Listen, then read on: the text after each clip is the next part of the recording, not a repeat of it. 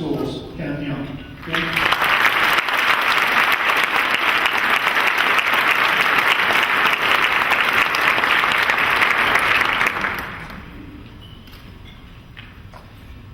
With children that live all over the continent, ranging from times Korea, Philippines, Montana, where else? It's rare that they're ever home. And lately we've been blessed to have our daughter and son-in-law and granddaughter, just turned 1 last week, staying with us. And so I invited my daughter to come join us today. I think she's here in the back, but it's a treat to have one of my family members here, and especially to have our youngest granddaughter here.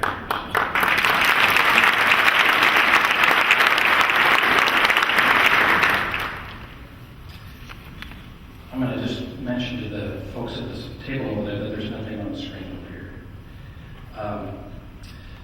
One of the things that I want to share with you this afternoon is how much the county superintendent depends upon a remarkable staff to do the work that takes place across the county. Our county is 7,300 square miles. We have programs that operate at 162 different sites across that 7,200 square miles. Much of what we do is involved with teaching students in unique programs. And so our staff, by and large, are teachers and instructional aides that are spread across the county. And the county superintendent cannot do the work that is assigned to us without having a large support staff. And our staff that I have inherited is remarkable. And I want to express my appreciation to all of them, from the cabinet down to our custodians. They all play an integral part in the work that we do. And so I deeply appreciate that. I also want to thank the district superintendents, the board members, the administrators, and the teaching staff and support staff in our 23 school districts. We have well over 450 schools in Riverside County. And they do an exceptional job in serving the 430,000 plus students in our county. And I think that those of you who are here today are stakeholders outside of education who are here joining us.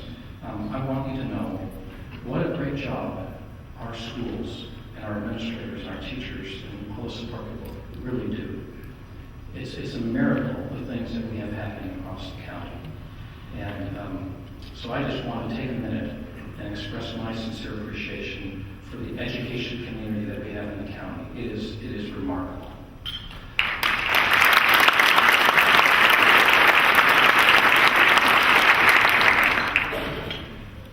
Ladies and gentlemen, as they're trying to get something up on these screens for me, I want to just mention a couple of other things.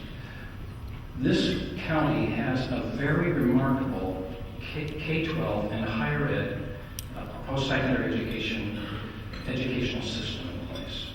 When you look at the preschool programs that we have in the county, when you look at the school districts and their schools, and then when you look at the community colleges and the universities that we have here, we have the infrastructure in place to have a very, very remarkable educational program for our students. And it is producing great results, but not to the capacity that it could be when we fully utilize it. And very few places in the state have the infrastructure in place that we have here today.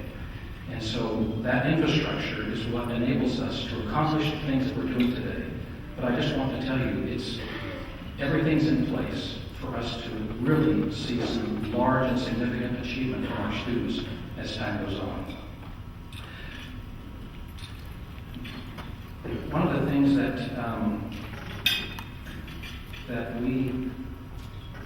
the challenges that we have today is that there's a message that we continue to hear that says our schools are failing. And we hear it in all different kinds of places. We hear it in the press, and we hear it from the president. We hear it in many different areas of the country. And I'm kind of torn today between spending time debunking that myth a little bit, and then also highlighting the schools that we have in our county. So I'm going to try to focus on both of those things. When we talk about the common message that is going around that our schools are failing. I want to just begin the discussion about that for a few minutes by showing you a video clip from a movie that came out about 12 years ago, and it was called October Sky. And that movie is kind of the theme point, or part of that movie is the theme point behind the President's message for the initiative on reforming the schools in this country. So we're going to look at a little clip of that.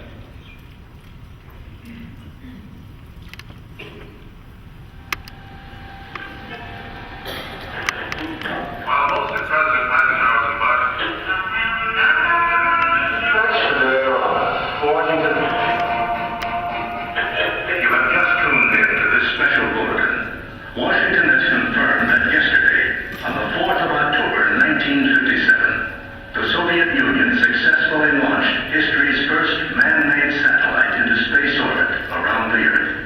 The satellite, which the Russians have dubbed Sputnik, is being hailed as a milestone in history. No one in our nation's capital could deny that the satellite has ushered in a dramatic chapter in the Cold War. As indeed a wave of national anxiety already seems to be sweeping the country. Moving at its speed of 18,000 miles an hour, completing its orbit of the Earth every 96 minutes.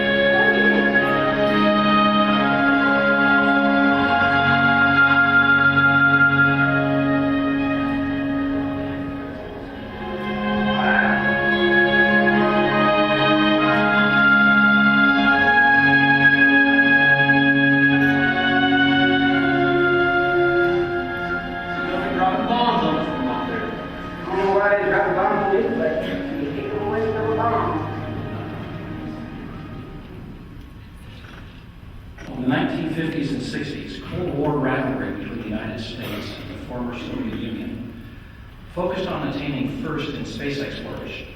This was viewed as a critical development for national security and symbolic of technological and ideological superiority. The seeds for the space race were planted at the end of World War II when both the Soviets and the U.S. captured advanced German rocket technology. The race sparked unprecedented increases in scientific advancements and led to numerous spin-off industries and technologies. In President Obama's recent State of the Union message, he noted that half a century ago, when the Soviets beat us into space with the launch of a satellite called Sputnik, we had no idea how we would beat them to the moon. The science wasn't there yet, and NASA didn't even exist. But after investing in better research and education, we didn't just surpass the Soviets. We unleashed a wave of innovation that created new industries and millions of new jobs. He went on to say, "This is our generation's Sputnik moment. Maintaining our leadership in research and technology is crucial to America's success. But if we want to win the future, if we want innovation to produce jobs in America rather than overseas, we have to win the race to educate our kids," end quote. With the space race, we knew who the competition was. World War II was still a fresh memory. We could easily imagine what would happen to the United States if we lost the race. We certainly knew what the goal was, and our nation rallied to the cause. If I stood here all day, there would not be enough time to tell you of the industries and modern technologies that came out of that period. But the microwave, the internet, and the cell phone are just 3 examples. In 2009, the U.S. Department of Education introduced an initiative called Race to the Top, named after the space race. The initiative provided funds through the American Reinvestment and Recovery Act, intended to reform the nation's public schools. The President is pushing to get many race-to-the-top elements embedded permanently into law through the reauthorization of the 1964 Elementary and Secondary Education Act, which is now before Congress. Regrettably, politics surrounding the promotion of race to the top make it appear as though all of the country's public schools are failing, waiting for someone or something to come in and rescue them. Last year, a documentary produced by David Guggenheim was released entitled Waiting for Superman, capitalizing on that premise. He also produced an Inconvenient Truth, the award-winning documentary on global warming. But Waiting for Superman is not quite so global. It focuses on the plight of 5 families living in poverty, trying to help their children receive the best education possible. Unfortunately, the documentary depicts all public schools in America as failures, and charter schools as the only viable solution. These types of hasty generalizations perpetuate misperceptions about our public schools. The assumption that all charter schools are automatically higher performing than public school counterparts is a myth which has grown to legendary proportions. The Center for Research on Educational Outcomes at Stanford University published the results of a study conducted in 16 states, showing that charter schools and public schools actually perform about the same, with charters faring better 17% of the time and falling behind 37%. I fully support the idea that parents should have options for the education of their children, and charter schools are viable options in many cases. But taking isolated results from an education system encumbered with an education code thicker than the dictionary and restrained by extensive labor law and comparing it to a discriminate system that operates independent of either of those two elements in an attempt to discredit public education is misleading. Having spent over 20 years in the private sector, I'm a believer that competition forces improvement. But I also believe we have to compare apples to apples when trying to understand competitive performance data. I was reminded of this recently when U.S. Secretary of Education Arne Duncan labeled the international PISA scores released in December as a massive wake-up call because they show American students holding relatively steady in the middle of 34 industrialized countries taking the exam. The Program for International Student Assessment, or PISA, is a collection of assessments that focus on 15-year-old students' capabilities in math, science, reading, and general competencies. PISA is coordinated by the Organization for Economic Cooperation and Development, an international agency. The PISA assessments are administered every 3 years and include all 3 subjects, but assess only one of the subjects in depth during each cycle. The most recent PISA focused on reading literacy. Now, this age of 15-year-olds was considered to be representative of students' general accumulated education attainment near the end of their compulsory education. Here is a sampling of the results. American students ranked in the middle of the 34 countries. China participated with 4 major city groupings. Of these, Shanghai had the highest score at 556. The highest score of an entire country was South Korea at 539. Mexico was on the other end at 425. The U.S. came in 14th with a score of 500. But when you take comparable published international poverty rates and overlay them with the PISA results, the picture looks very different. Finland had the second lowest published poverty rate and a PISA score of 536, second highest. The U.S. has a poverty rate of 21%, the highest PISA score to published poverty ratio of any of the 34 countries. This should be front page news on the Wall Street Journal. When we look at a map of the poverty indexes for the United States, with rare exception, you will see a direct correlation between low student academic outcomes and high degrees of poverty. And the inverse is also true. The darker the color on the map, the higher level of poverty. And there's also a high concentration of population in many of those dark areas. When President Johnson declared the war on poverty in 1964, the national poverty rate using an absolute value was around 19%. The rate has changed very little over the intervening 47 years, and the U.S. population has increased by more than 123 million. Now, I'd like to bring what we see with the PISA scores down to the level of the schools in our county. Van Buren Elementary School in the Desert Sands Unified School District has a poverty rate of 94%, and 49% of their students are learning to speak the English language. When the California Student Academic Performance Index was first implemented in 1999, which looks at student scores in English, math, science, and social studies, Van Buren's API score was 377 out of a possible 1,000. Today their score is 840, a 463-point increase, one of the highest in the state. John Kelly Elementary in Coachella Valley has a poverty rate of 100%. 71% of their students are English learners, and 20% of their students have disabilities. Their API score climbed from 353 to 753, a 400-point increase. Edgemont Elementary here in Moreno Valley has 99% poverty, 62% English learners, and their API score climbed 366 points. Manuel Real Elementary in Val Verde has 90% poverty, 60% English learners, and their academic achievement increased 363 points. And Arlanza Elementary in Alford increased 342 points with 94% poverty and almost 80% English learners. What these schools and their families and communities are accomplishing with their students is truly remarkable. If any of the current or former principals of these schools are present, would you please stand? We can recognize you.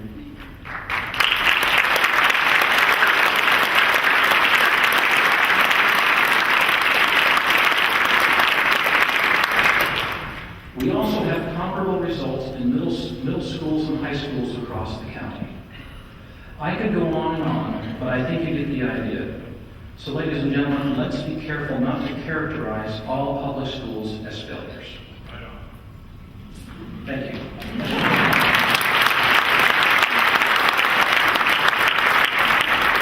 In 1980, there were approximately 4.1 million students in California's public school system.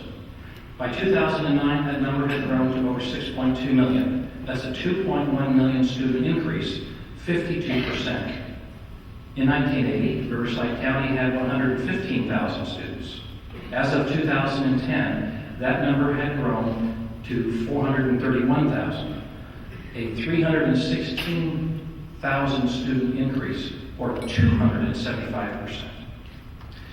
In 1999, the first statewide average school API score was 631. In 2010, that number has grown to 771, a 140-point increase. Over that same period, Riverside County's API score went from 591 to 676, a 176-point gain, the second highest in the state of California.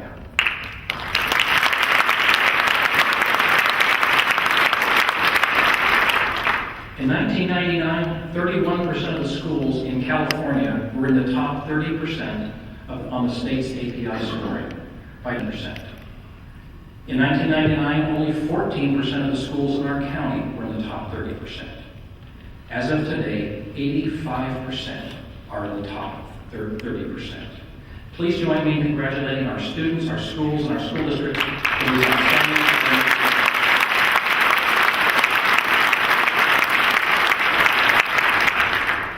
Our county student demographics continues to change each year. Our Hispanic and Latino student enrollment, depicted by the blue line, has increased by 14% since 1999, and now makes up approximately 58.5% of our county's total enrollment. Our white student population in the red has declined almost 20% since that same time period, today comprising about 24% of the total. Our African American student population accounts for roughly 7%, and our Asian student population is close to 3%. Both of those are holding fairly level during that period of time. Our remaining students are comprised of a handful of other nationalities. When we look at our county students, it's important that we also think of preschool age students, or as we call it, pre-K. Pre-K is a term used to identify efforts to get young children ready for kindergarten.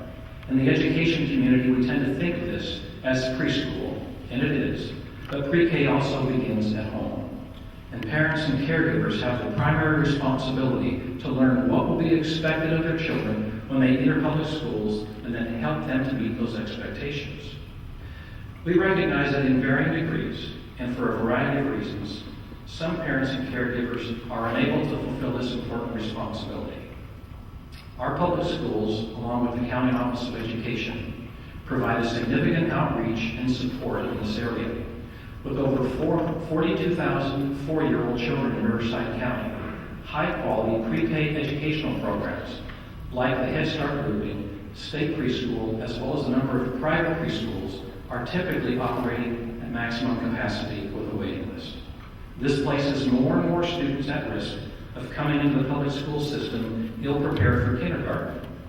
Just yesterday, I was out in the desert and visiting a first grade class with teachers out there.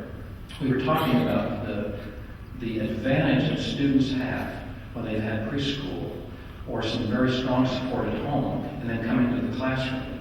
And some of the work that we were seeing from students that were coming right out of kindergarten, their first writing samples was just amazing.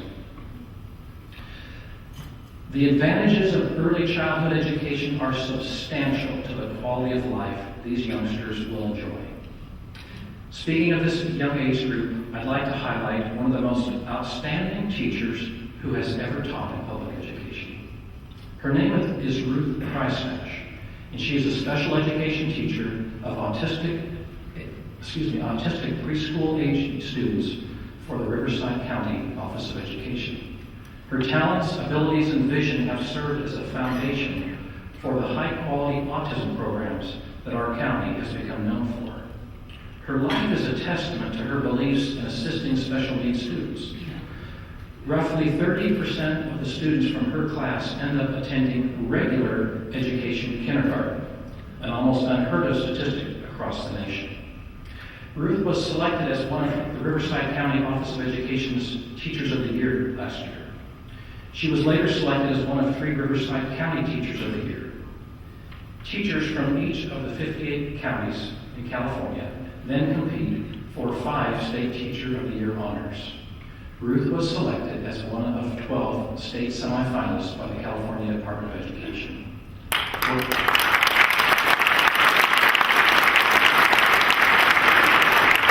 We're honored to have Ruth with us today. Ruth, would you please stand?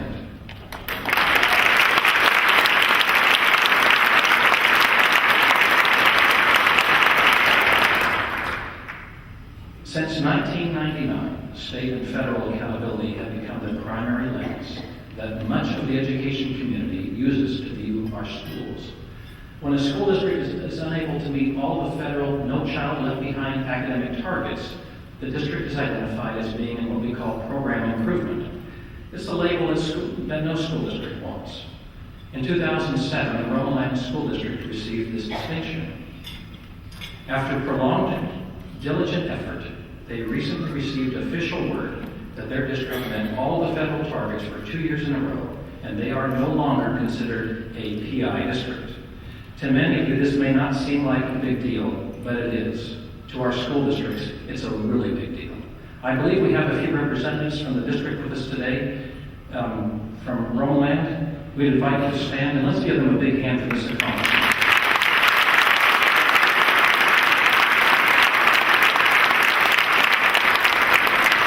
I'd like to especially recognize the efforts of the former Superintendent Bobby Plow. I visited with her recently, and she wanted to be here today to celebrate with that. But it really takes a team effort to make that happen. We have 2 districts in our county who have exited program improvement, where only 13 districts in the whole entire state have. And it's a testament to the effort that's taking place across the county. While the education community has our eye on state and federal accountability system, for the most part, that's not how the outside world tends to view student success. What we keep hearing over and over again from our stakeholders has to do with educational outcomes. They ask questions like, what percentage of our students are graduating from high school? How are they doing in their college prep classes? How are they scoring on the SAT and ACT tests? And are students getting the trade skills or technical education they need to prepare them for the workforce? In summary, the outside world is most interested in educational outcomes that have relevance to the world students will enter when they leave school. To our stakeholders, high school graduation is number one, linked with college preparedness and workforce or career readiness. As we continue to strive to meet the state and federal compliance requirements, our larger emphasis must be on these three long-term outcomes that have lifelong relevance to students, parents, and communities. They help everyone to realize a higher quality of life. This should bring an overarching strategic objective for all of our efforts in preschool, elementary school, and in secondary grades. Of the 58 counties in California, 16 have a student enrollment between 80,000 and 1.6 million students. These 16 counties are used for comparison in statewide ranking for the educational results of our county students. As we look at available data for our county's results, in this triad, we see that our county's high school graduation rate, in the blue, dropped by 0.5% last year to 80%. That puts us at 6th out of the 16 comparison counties, up from 8th last year. It may seem odd that we dropped a 0.5 percentage point on the rate, but we still moved up to 6th place. There appears to be a statewide data problem this year as the California Department of Education implemented new software for tracking graduation and dropout rates that are a component. You'll note in the yellow that the statewide high school graduation rate actually dropped 1.6%. Our long-term goal is to have the highest graduation rate of our comparable counties, but we don't want to get there by going downhill slower than the rest.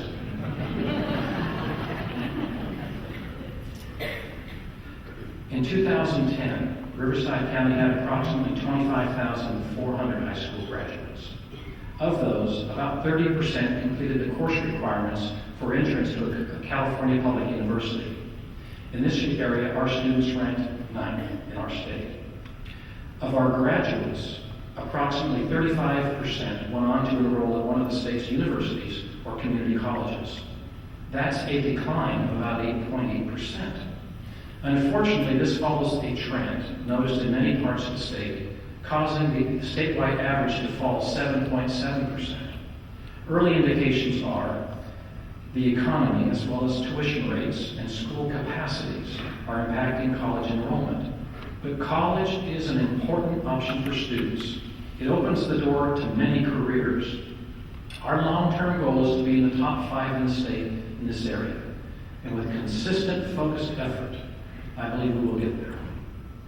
Now, I'd like to take a moment and highlight 2 outstanding efforts taking place around the county to prepare students for college. In our region, the college-going rate has historically lagged behind the rest of the state. It's important that our youth think of college, not just as something that's possible, but as something that will be part of their future. In 2004, the No Excuses University program was launched in San Diego County to help schools create an early expectation for college among all students and their parents, even kindergartners. In 2006, Turnaround Schools was formed to provide the training and support necessary to successfully implement the No Excuses U program. Parent involvement is a key element of the program, but the most recognizable feature is the look of the schools. They adopt colleges and prominently hang college banners around school grounds. Elementary school students come to school in college t-shirts and shout college chants together. Sometimes they invite a guest speaker from their alumni, or from the alumni of their college to address them. It's all designed to foster the expectation that college is just part of the natural progression of education. To date, 96 schools in 15 states have undergone training and joined the No Excuses U network. 10 schools in Riverside County are now No Excuses University schools. Turnaround Schools will be conducting a 2-day training institute in the desert region of our county this summer to help strengthen the program and participation. But arguably, the single most effective strategy for getting students graduating from high school and degreed in college is known as Advancement via Individual Determination, or AVID. AVID targets students who are capable of completing more rigorous curriculum but are falling short of their potential. It takes these students out of their unchallenging courses and puts them on a college-bound pathway and helps them stay on it. It teaches them a new way to study and a new way to learn. In an age like this, when countries halfway around the globe are providing the factory jobs that once sustained America's working class, and when businesses and industry are so heavily dependent on emerging and futuristic technology, what could be more important than ensuring today's students get a solid, well-rounded education? Success in a global society demands a renewed commitment to higher educational goals and an earlier commitment. When students start Avid in middle school, they have an unmatched success rate. 99.5% will graduate from high school, and 87% will be accepted to a four-year university when they graduate. I commend those school districts that have extended the Avid program from high school down into their middle schools. Particular recognition goes to those middle school programs that have won Avid National Model Demonstration standing. These include Arizona Middle School in the Alford District, John Glenn Middle School in Desert Sands, Diamond Valley here in Hemet, and Sierra and Earhart, both in Riverside Unified. These middle schools join 7 Riverside County high schools that are also Avid National Model Demonstrations, with special recognition for Ramona High School in Riverside Unified, the largest and most successful Avid program in the country. Not that these two initiatives,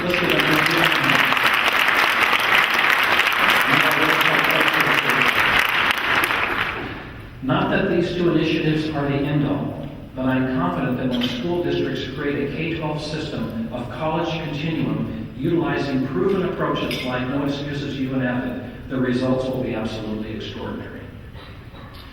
The third outcome area is workforce readiness. Career technical education and ROP classes are a great asset to both college and non-college bound students. Those intending to go directly into post-secondary education out of high school will benefit from having some career-ready training under their belt. We also acknowledge that over 60% of our high school graduates are not currently going on to post-secondary schools. We want them to have the best employment opportunities possible so they can become self-reliant, contributing members of society. Studies show that CTE and ROP classes help students stay engaged in school, graduate on time, and prepares them for the fundamental skills they will need to be successful in the workforce, whether they go to college or not. Over 72,600 high school students take CTE and ROP classes each semester across Riverside County. Of those, approximately 18.5% complete the sequence of classes necessary to become certified as work-ready. Our students are ranked 4th in the state in this area. 4th isn't bad, but 18.5% leaves a lot of room for improvement. Our long-term goal for our students in this area is to be the top in the state, and we have the infrastructure in place to cause that to happen. The CTE and ROP leadership of the Riverside County Office of Education have been working with the county's Workforce Investment Board, and I hope it doesn't go away after what I heard today, to develop meaningful workforce preparation criteria in order to receive a special level of industry certification. Certification that, along with their high school diploma, will enable them to have a hiring advantage over other job applicants who otherwise would be their equals. This new certification of work readiness, through the efforts of the Workforce Investment Board and the County Office of Education, will be issued to students completing the requirements at the end of this current school year. We realize that the new certification needs private and public sector acknowledgement and acceptance to be of full value to the recipients. Having the Workforce Investment Board backing it is a big plus, and a major effort to realize this objective will continue across the county. The economic downturn has pressed many Americans to keep working when once they might have retired. Beyond that, there are the separate pressures to have more American workers stay on the job until age 68 to relieve the strain being felt on the Federal Social Security Trust Fund. The American workforce is already changing under these metamorphic pressures. The U.S. Department of Labor reports that 28 million people in our workforce are now 55 or older. That's 17% of the total workforce, the most ever. Meanwhile, only 17 million workers are age 24 or younger. That's 12%, the lowest that figure has ever been. Consequently, our young people are not just competing for foreign workers for jobs. Regardless, the solution to the problem is the same: more education, more training, and more post-secondary education. As County Superintendent, I have been working to forge new ties on a broader regional level with businesses and organizations. In the desert, we're engaged with the Coachella Valley Economic Partnership. We support the current CVEP effort that is to increase applications for college financial aid among high school seniors in the desert. We need to have similar efforts going on in the rest of the county. In the western region of the county, we've joined with the Greater Riverside Chamber of Commerce to support an ambitious role for the Chamber's Business Education Partnership. We're staking out common policy ground and strategic initiatives. And at the grassroots level, we have a small army of allies, 2,000 businesses from around the county, both small and large, that partner with us in practical ways year-round. These are the employers who participate with us to provide on-the-job internships for career technical education students, and those who take part in our summer work experience program. These business owners, as they work to adjust to a leaner economy, are learning to be adaptable to the new reality. That's an important lesson that will benefit the young people we send to them to work and to learn. With over 553 classes, serving 33,000 students in 50 career areas, the Riverside County Office of Education brings to this challenge the leaders and educators of our career technical education unit. Our program is highly successful because it dependably delivers not just what students want, but what they need. The courses are constantly evolving to meet the needs of a changing economy, and what's more, they're affordable. They're also fully accredited by the Western Association of Schools and Colleges, or WASC. Our teachers have working experience in the fields and the subjects that they teach, and the courses are articulated with community colleges to provide clear paths to vocational growth. Now, I'd like to shift gears for a moment. When we look at the common denominators of successful students in schools across the county, parental support and engagement in a child's life and education, coupled with high expectations, are among the top. And when we look at those students who are failing in school, this support and engagement, and especially those expectations, are most consistently absent. Last year, I announced a partnership between the 23rd District PTA and the County Office of Education to deploy high-quality parent engagement classes at schools across the county. I'm pleased to report this initiative is in full swing. The trainings are moving forward in many schools, and we held our first annual Parent Involvement Summit last October with over 250 in attendance.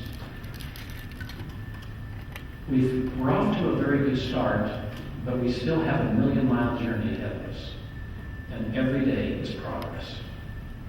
Now let me close with some remarks about the state's seemingly never-ending financial predicament and its effect on public education. After years of budget ploys and multi-billion-dollar deficits, California has a new governor. Well, not exactly new. But a governor who appears to be taking a little different approach to solving the problems than his predecessors. And the problem is monumental. Governor Brown proposes to balance the state's $25 billion plus budget deficit through a combination of cuts, tax extensions, and other financial maneuvers. It's a major political gamble, but he really has little choice. The state he inherited has obligated itself into a position between a rock and a hard spot, a very hard spot. And public education is part of that rock. Since the 1970s, public education has found itself legally dependent on the state budget for most of its funding. Not a great place to be during a recession, and not even a great place to be during times of prosperity. California's funding for schools has fallen from among the highest per student in the nation to the lowest over the past 30 years. The first part of the governor's budget solution is about $12 billion in cuts to a budget that has legal restrictions already protecting a significant portion of it. It will be very difficult to find $12 billion in whatever is left over outside of that protection. Tax extensions and other financial maneuvers. It's a major political gamble, but he really has little choice. The state he inherited has obligated itself into a position between a rock and a hard spot, a very hard spot. And public education is part of that rock. Since the 1970s, public education has found itself legally dependent on the state budget for most of its funding. Not a great place to be during a recession, and not even a great place to be during times of prosperity.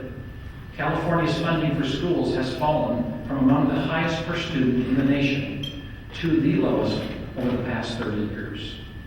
The first part of the governor's budget solution is about $12 billion in cuts to a budget that has legal restrictions already protecting a significant portion of it. It will be very difficult to find $12 billion in whatever is left over outside of that protection, let alone get the legislature to agree on what to cut. Assuming they can agree, their proposal has to be acceptable to the governor. If that first miracle occurs, then the governor has to find a way to get his 5-year tax extension proposal onto the ballot in June. Given the partisan politics in Sacramento, that would be the political maneuver of the century.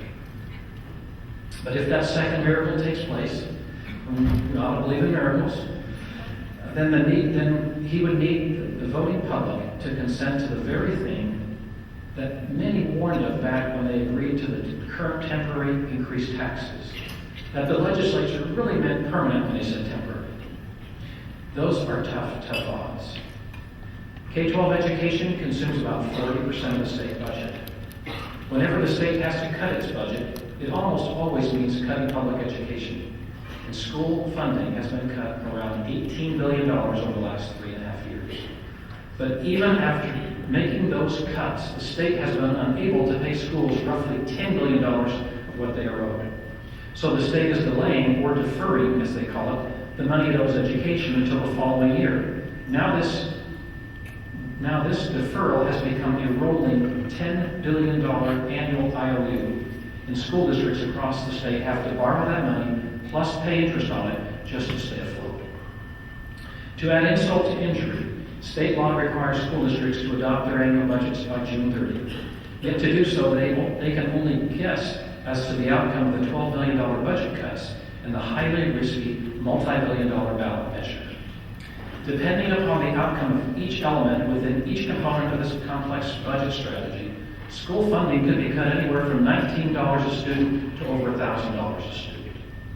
If the voters say no to protecting schools by rejecting the tax extensions, the question is, will the legislature feel empowered to cut education with impunity?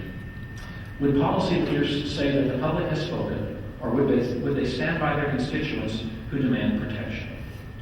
Will legislative leaders demand the use of budgetary gimmicks that were used in the past, dismissing the governor's call for a truly balanced budget? And finally, will the governor hold firm on his view that school districts have already borne the brunt of state budget reductions? Or will he say the voters have spoken and ask for more deep cuts? Ladies and gentlemen, this is no way to run a public education system. If the state does not have the ability or the desire to fund the operation of our public schools at a respectable level, and excuse me, but 50th place out of 50 states is not a respectable level.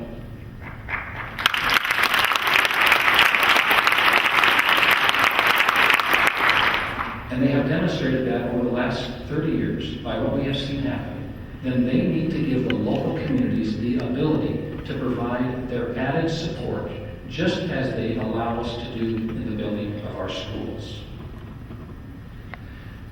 The educational objectives for our county are lofty.